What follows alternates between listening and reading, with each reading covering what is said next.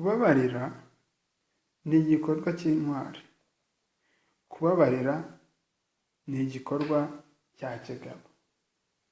Nagira ngo nkwibutse yuko umunyantege nkeya ntabwo ashobora kubabarira. Ntabwo byakunda yuko ubabarira uri umunyantege nkeya. Kubabarira bisaba umunyembaraga.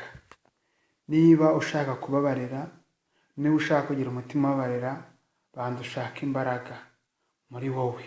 Ubanza ugira imbaraga. Kuko kubabarira si iby'abanyantege nkeya. Ahubwo kubabarira ni iby'abanyembaraga. Mbere na mbere imbaraga tuzibona gute? Umuntu abona imbaraga zo kubabarira ari uko yageze gukomera umutima. Yamara gukomera umutima akagira kwihangana. Yamara kwihangana akagira kwirengagiza ibyabaye cyangwa akagereza kwirengagiza ibihe. Hanyuma yarangiza akagerekaho n'ikintu bita gusenga Imana no kwegera Imana. Icyo ngicyo gituma umuntu agira imbaraga zo kubabarira. Niba ufite umuntu waguhemukiye, niba ufite umuntu ukwanga, niba ufite umuntu utakwifuriza icyiza, ni itegeko kuri wowe ko umukunda. Ariko nutaba umunyembaraga uzabyihigamo kuva uyu mwaka kugeza igihe uzapfira ugize imyaka 50 utari wamubabarira. Banza ugire imbaraga muri wowe kandi umubabarire. Kandi nubabarira ujye ubabara wumva ko wababariye. Ubabarire wumva wafashe umwanzuro ubone kubabarira. Impamvu wabarira uyu munsi ejo bikongera bikagaruka ni uko ukiri umunyantege nkeya muri wowe. Nuko utari wakira imbaraga zigushoboza kubabarira ngo ubabariye. Ahubwo uracyari umunyantege nkeya muri wowe.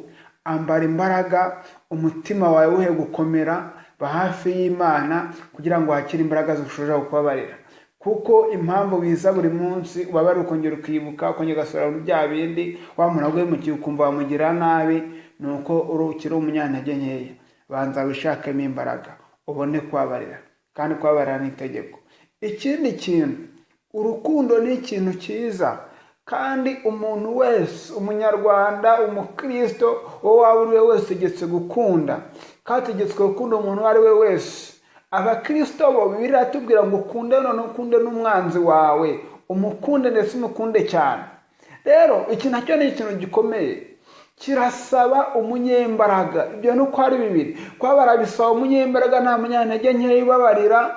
Kandi no gukunda bisaba umunyembaraga, nta munyantege nkeya ukunda. Kuko urukundo narwo ruragerageza. Urukundo ruramo kwihangana. Ubaye ukunda utihangana, ubaye udafite kwihangana muri wowe, ntabwo urwo rukundo nta hantu rwagera. Ahubwo ushaka imbaraga z'umutima ugere kwihangana muri wowe kugira ngo ubashe gukunda. Kandi umenye yuko umuntu uwo ari we wese uko ameze kose n'uko asa kose, umenye yuko umuntu ari umunyamakosa 100%. Icyo nukimenya ukakizirikana ko umuntu ari umunyamakosa, n'akana kashobora gukosereza. Ibyo bizatuma ukunze kandi bizatuma ubabariye. Uzaba uri gutera intambwe ikwerekeza mu kuba umunyembaraga kugira ngo ubashe kugera kuri ibyo byose. Ubashe gukunda, ubashe no kubabarira. Imana iguhe umugisha wowe wumvishe amagambo.